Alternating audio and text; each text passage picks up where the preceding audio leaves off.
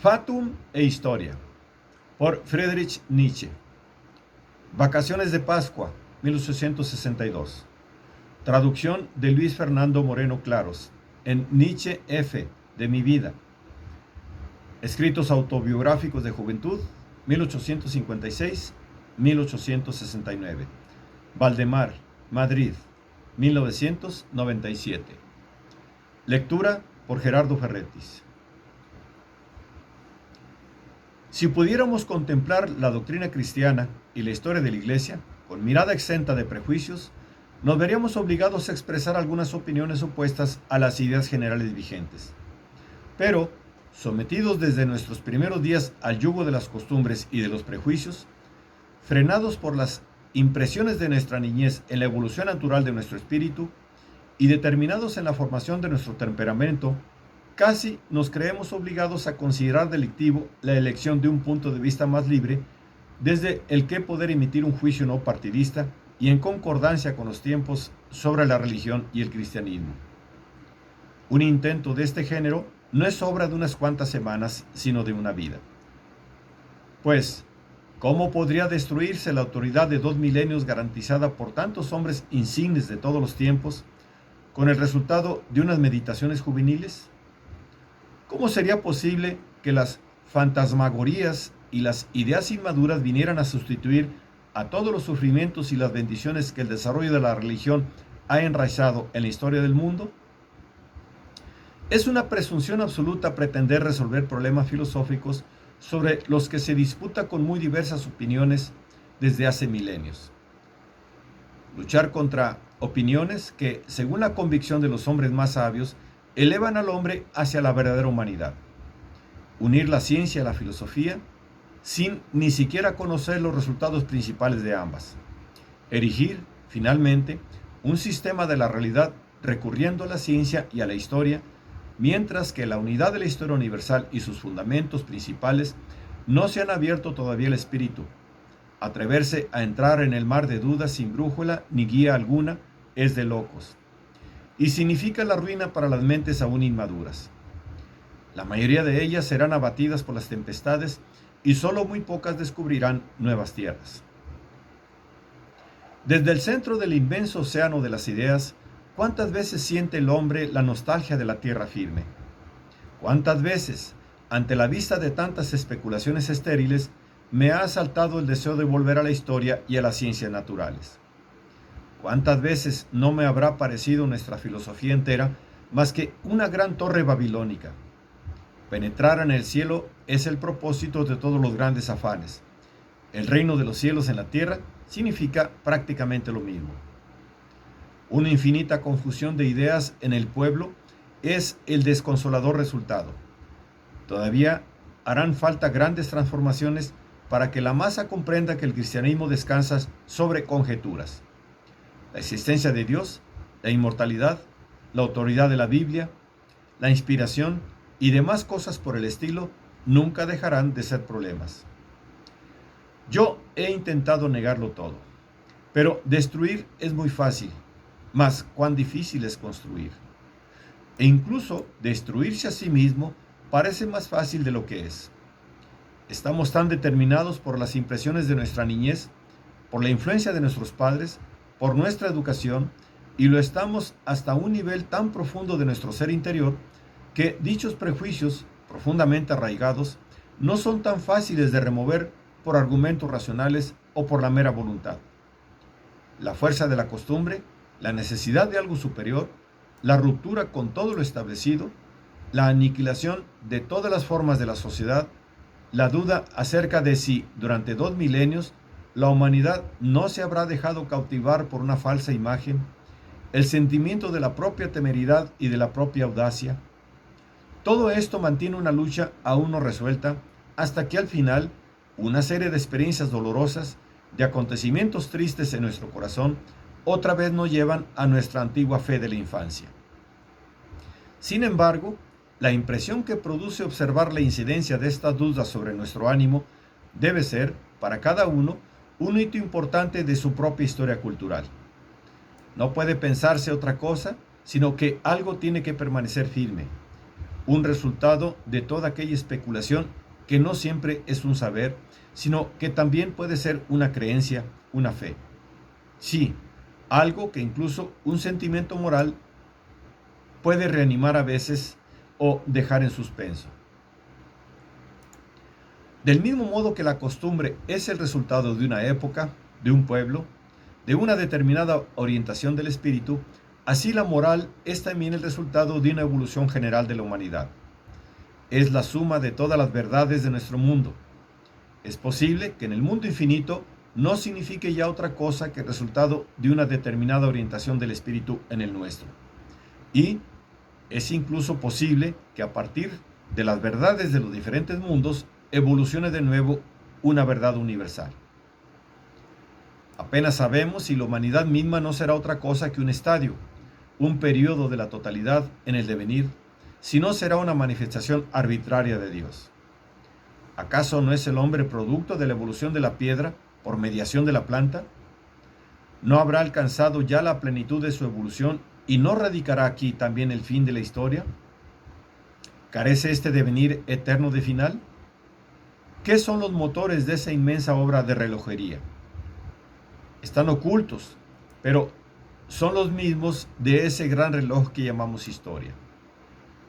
La esfera horaria son los acontecimientos. Hora tras hora avanzan las agujas para, al sonar las 12, comenzar de nuevo. Entonces irrumpe un nuevo periodo del mundo. ¿Y no se podrían concebir los motores que impulsan las agujas como la humanidad inmanente? Entonces las dos concepciones estarían servidas. ¿O qué es la totalidad? ¿O es que la totalidad está dominada por miras y planes superiores? ¿Es el hombre solo un medio o es un fin? El propósito, el fin, tan solo existe para nosotros, igual que solo para nosotros existe el cambio y, asimismo, para nosotros solamente las épocas y los periodos. ¿Cómo podríamos advenir planes superiores? Nosotros únicamente vemos cómo de la misma fuente, de la esencia humana, motivada por las impresiones externas, se forman ideas. Cómo éstas van ganando en vida y forma y cómo llegan a ser patrimonio de todos. Conciencia, sentido del deber. Cómo el eterno instinto productivo las elabora como materia para nuevas ideas. Cómo éstas conforman la vida, regentan la historia. Cómo en lucha recíproca unas engullen a las otras. Y cómo de tales mezclas surgen nuevas conformaciones. Un encontrarse y repelerse de corrientes diversas, con altas y bajas mareas, pero todas afluentes del océano eterno. Todo se mueve en círculos gigantescos, que giran unos en torno a otros, a la vez que devienen. El hombre es uno de los círculos más interiores. Si quiere medir las oscilaciones de los que están en la periferia, tiene que abstraer de sí y de los círculos que le quedan más cerca los otros, más amplios y englobantes. Esos círculos más cercanos a él son la historia de los pueblos, de la sociedad y de la humanidad. La búsqueda del centro común de todas las oscilaciones, del círculo infinitamente pequeño, es tarea de la ciencia natural. Solo ahora que sabemos que el hombre busca en sí y para sí ese centro, conocemos qué importancia exclusiva han de tener para nosotros la historia y la ciencia natural. En cuanto que el hombre es arrastrado a los círculos de la historia universal, surge esa lucha de la voluntad individual con la voluntad general. Aquí se perfila ese problema infinitamente importante, la cuestión de la justificación del individuo respecto del pueblo, el del pueblo respecto de la humanidad respecto del mundo. Aquí se dibuja también la relación fundamental entre fatum e historia. Es imposible para los hombres acceder a la concepción más alta de la historia universal. El más grande de los historiadores, tanto como el más grande de los filósofos, no será más que un profeta, pues ambos hacen abstracción desde el círculo más interior hacia los demás círculos exteriores. En cuanto al fatum, su posición no está asegurada. Vertamos todavía una mirada sobre la vida humana para reconocer su justificación individual y así también en la totalidad. ¿Qué es lo que determina la suerte en nuestra vida? ¿Se la debemos a los acontecimientos de cuyo vórtice nos vemos excluidos? ¿O no será nuestro temperamento el que marca el color dominante de los acontecimientos? ¿Acaso no se nos aparece y enfrenta todo en el espejo de nuestra propia personalidad? ¿Y no dan al mismo tiempo los acontecimientos el tono propio de nuestro destino, en tanto que la fuerza y debilidad con la que se nos aparece depende exclusivamente de nuestro temperamento? Preguntad a los mejores médicos, dice Emerson, por las cosas que determina el temperamento y qué cosas son las que no determina en absoluto. Nuestro temperamento no es más que nuestro ánimo, sobre el que se esculpen las impresiones de nuestras circunstancias y experiencias. ¿Qué es lo que arrastra con tanta fuerza el alma de tantos individuos hacia lo vulgar, impidiéndole su ascenso a un mayor vuelo de ideas? Una estructura fatalista del cráneo y de la columna vertebral, la clase social y la naturaleza de sus padres, lo cotidiano de sus relaciones, lo vulgar de su entorno e incluso lo monocorde de su lugar originario. Hemos sido influidos sin llevar en nosotros la fuerza suficiente como para contrarrestarlo, sin ser siquiera capaces de reconocer que somos influidos. Es, ciertamente, una experiencia dolorosa tener que renunciar a la propia autonomía por la aceptación inconsciente de impresiones externas, reprimir capacidades del alma por el poder de la costumbre y, contra toda voluntad, sepultarla con las semillas del extravío. En mayor medida volvemos a encontrarnos con todo esto en la historia de los pueblos. Muchos de ellos, aun siendo afectados por los mismos acontecimientos, han sido influidos de modos muy distintos. Por este motivo, es una manera de actuar muy obtusa pretender la imposición a la humanidad entera de alguna forma especial de Estado o de sociedad, sometiéndola a tales o cuales estereotipos. Todas las ideas sociales y comunitaristas, padecen este error. Y es que el hombre nunca es otra vez el mismo. Pero si fuera posible revolucionar, por obra de una voluntad fortísima, el pasado entero del mundo, de inmediato entraríamos a formar parte de las filas de los dioses libres.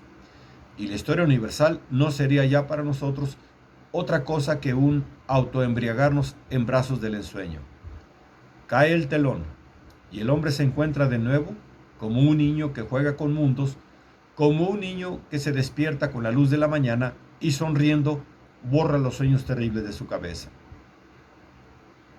La voluntad libre se manifiesta como aquello que no tiene ataduras, como lo arbitrario. Es lo infinitamente libre, lo errático, el espíritu.